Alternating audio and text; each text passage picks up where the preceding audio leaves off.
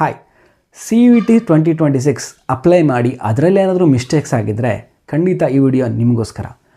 Welcome to what next genius. ನಾನು ನಿಮ್ಮ career guide Prajwal.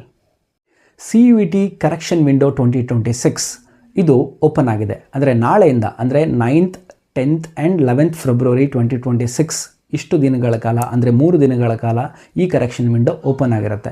ಹಾಗಾದರೆ ನೀವೇನಾದರೂ ಮಿಸ್ಟೇಕ್ಸ್ ಮಾಡಿದರೆ ದಯವಿಟ್ಟು ಬೇಗ ಕರೆಕ್ಷನ್ ಮಾಡ್ಕೊಳ್ಳಿ. ಏನನ್ನು ಕರೆಕ್ಟ್ ಮಾಡಬೇಕು, ಏನನ್ನು ಚೇಂಜಸ್ ಮಾಡಬೇಕು, ಏನು ಚೇಂಜಸ್ ಆಗಲ್ಲ ಅನ್ನೋದನ್ನು ಹೇಳ್ಕೊಡ್ತೀನಿ. ಈ ವಿಡಿಯೋನ ಕೊನೆ ತನಕ ನೋಡಿ. ಸೊ ನೀವೀಗ ನೋಡ್ತಿರೋದು ಪಬ್ಲಿಕ್ ನೋಟಿಸು. ಸೊ ನಾವು ಕರೆಕ್ಷನ್ ವಿಂಡೋ ನೋಟಿಸಿಗೆ ಬಂದಿದ್ದೀವಿ. ಸೊ ಇಲ್ಲಿ ನೋಡ್ಬೋದು ಆ್ಯಕ್ಷನ್ಸ್ ಮತ್ತು ಫೀಲ್ಡ್ಸ್ ಅಂತ ಕೊಟ್ಟಿದೆ. ಅಂದರೆ ಆ್ಯಕ್ಷನ್ಸಲ್ಲಿ candidates shall not allowed be change, ಅಂದರೆ ಕ್ಯಾಂಡಿಡೇಟ್ಸ್ ಏನನ್ನು ಚೇಂಜ್ ಮಾಡೋಕ್ಕಾಗಲ್ಲ ಅನ್ನೋದು ವಿಷಯಗಳನ್ನ ಹೇಳ್ತಾ ಇದ್ದೀನಿ. ನೀವು mobile number, email address, photograph ಮತ್ತು ಸಿಗ್ನೇಚರ್ ಈ ಇಷ್ಟು ಅಂಶಗಳನ್ನು ನೀವು ಯಾವುದೇ ಕಾರಣಕ್ಕೂ ಕರೆಕ್ಷನ್ ವಿಂಡೋದಲ್ಲಿ ಚೇಂಜ್ ಮಾಡೋಕ್ಕಾಗಲ್ಲ. ಹಾಗಾದರೆ ಕ್ಯಾಂಡಿಡೇಟ್ಸ್ ಏನೇನು ಚೇಂಜ್ ಮಾಡ್ಬೋದು ಇಲ್ಲಿ ನೋಡಿ. Next candidate name or father name ಅಥವಾ ಮದರ್ ನೇಮ್, ಅಂದರೆ ಈ 3 ನೇಮ್ಗಳಲ್ಲಿ ಯಾವುದಾದ್ರೂ ಒಂದನ್ನು ಮಾತ್ರ ಚೇಂಜ್ ಮಾಡೋಕ್ಕೆ ಅವಕಾಶ ಇದೆ.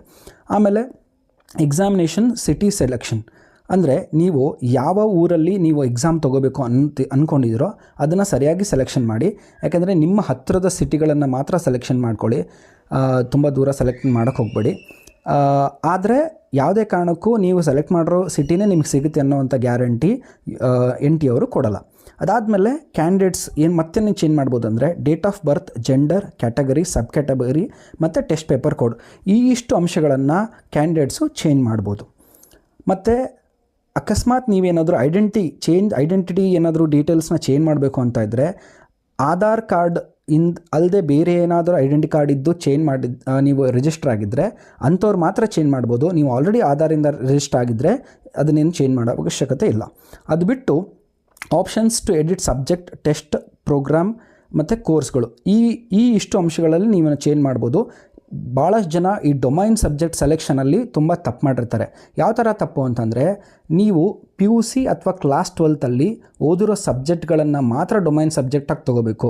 ಅಕಸ್ಮಾತ್ ನೀವು ಫಿಸಿಕ್ಸ್, ಕೆಮಿಸ್ಟ್ರಿ, ಮ್ಯಾಥ್ಸ್, ಬಯಾಲಜಿ ಈ ಥರದ್ದೇನಾದರೂ ಓದಿದರೆ ಅದನ್ನೇ ನೀವು ತೊಗೋಬೇಕು. ಅಕಸ್ಮಾತ್ ನೀವು ಸೈಕಾಲಜಿ ಮಾಡಬೇಕು ಅಂತ ಹೇಳ್ಬಿಟ್ಟು ನಾನು ಸೈಕಾಲಜಿನೋ ಅಥವಾ ಅಗ್ರಿಕಲ್ಚರ್ ಮಾಡಬೇಕು ಅಂತ ನೀವು ಅಗ್ರಿಕಲ್ಚರ್ ಸೆಲೆಕ್ಟ್ ಮಾಡಿಬಿಟ್ಟಿದ್ರೆ ಅದು ತಪ್ಪಾಗುತ್ತೆ. ಯಾಕಂದರೆ ನೀವು PUCಲಿ ಅಗ್ರಿಕಲ್ಚರ್ ಅನ್ನೋ ಸಬ್ಜೆಕ್ಟ್ ಅಥವಾ ಸೈಕಾಲಜಿ ಸಬ್ಜೆಕ್ಟ್ನ ತೊಗೊಳ್ದೇನೆ ಈಗ ಆ ಎಕ್ಸಾಮಿನೇಷನ್ಗೋಸ್ಕರ ಮಾತ್ರ ತೊಗೊಂಡ್ರೆ ಅದು ಖಂಡಿತ ತಪ್ಪು.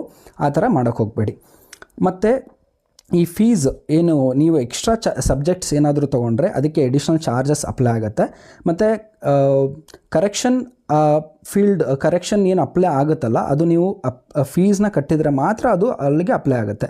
ಆಮೇಲೆ ನೀವೇನಾದರೂ ಎಕ್ಸ್ಟ್ರಾ ಒಂದು ಸಬ್ಜೆಕ್ಟ್ ಏನಾದರೂ ಎಕ್ಸ್ಟ್ರಾ ತೊಗೊಂಡ್ಬಿಟ್ಟು ಅದನ್ನ ಕಡಿಮೆ ಮಾಡಿದರೆ ಆ ಒಂದು ಟೆಸ್ಟ್ ಪೇಪರ್ದು ಫೀಸು ರಿಫಂಡ್ ಆಗೋಲ್ಲ. ಮತ್ತು ಇನ್ನೊಂದು ತುಂಬ ಇಂಪಾರ್ಟೆಂಟ್ ವಿಷಯ ಏನಪ್ಪ ಅಂತಂದರೆ ಒಂದು ಸರಿ ನೀವು ಕರೆಕ್ಷನ್ನ ಮುಗಿದ್ಬಿಟ್ಟು ನೀವು ಸಬ್ಮಿಷನ್ ಅನ್ನೋ ಬಟನ್ನ ಪ್ರೆಸ್ ಮಾಡಿಬಿಟ್ರೆ ಯಾವುದೇ ಕಾರಣಕ್ಕೂ ಮತ್ತೆ ನೀವು ರೀಚೇಂಜ್ ಮಾಡೋಕ್ಕಾಗಲ್ಲ ಅಥವಾ ಚೇಂಜಸ್ ಮಾಡೋಕ್ಕೆ ಸಾಧ್ಯನೇ ಇಲ್ಲ. ಅದಕ್ಕೆ ಈ ಒಂದು ಮಿಸ್ಟೇಕ್ ದಯವಿಟ್ಟು ಮಾಡಿಬಿಡಿ. ನಿಮಗೆ ಏನೇ ಡೌಟ್ ಇದ್ದರೂ ಬೇಕಾದ್ರೆ ನನಗೆ DM ಮಾಡಿ ಪರ್ಸ್ನಲ್ಲಾಗಿ, ನೀವು ಏನೇನು ಕರೆಕ್ಷನು ಏನು ತಪ್ಪು ಮಾಡಿದ್ರೆ ಅಂತ DM ಮಾಡಿದರೆ ಅದನ್ನ ನಾನು ಪರ್ಸ್ನಲ್ಲಾಗಿ ನಿಮಗೆ ಹೇಳ್ಕೊಡ್ತೀನಿ. ಸೊ ಒಂದು ಸರಿ ಸಬ್ಮಿಷನ್ ಬಟನ್ ಒತ್ಬಿಟ್ರೆ ಮತ್ತೆ ಚೇಂಜ್ ಮಾಡೋಕ್ಕಲ್ಲ. ಸೊ ಇದು ತುಂಬ ಕೇರ್ಫುಲ್ಲಾಗಿ ನೀವು ಚೇಂಜಸ್ನ ಮಾಡಬೇಕು. ಈ ವಿಡಿಯೋ ಏನಾದರೂ ಇನ್ಫಾರ್ಮೇಟಿವ್ ಅನಿಸಿದರೆ ದಯವಿಟ್ಟು ಒಂದು ಲೈಕ್ ಮಾಡಿ. ಮತ್ತು ಯಾರ್ಯಾರೆಲ್ಲ ಈ ಥರ ಕರೆಕ್ಷನ್ ಮಾಡ್ಕೋಬೇಕು ಅಂಥವ್ರಿಗೆ ದಯವಿಟ್ಟು ಇದನ್ನ ಫಾರ್ವರ್ಡ್ ಮಾಡಿ. ಮತ್ತು ಇದೇ ಥರ ಎಜುಕೇಷನ್ ಕಂಟೆಂಟ್ಸ್ಗಳಿಗೋಸ್ಕರ ನನ್ನ ಚಾನಲ್ನ ಸಬ್ಸ್ಕ್ರೈಬ್ ಮಾಡಿ ಮತ್ತು ಶೇರ್ ಮಾಡಿ. ಮುಂದಿನ ಸರಿ ಮತ್ತೊಂದು ಇನ್ಫಾರ್ಮೇಟಿವ್ ವಿಡಿಯೋ ಜೊತೆ ಬರ್ತೀನಿ. ಅಲ್ಲಿವರೆಗೂ ಬಾಯ್. Thank you.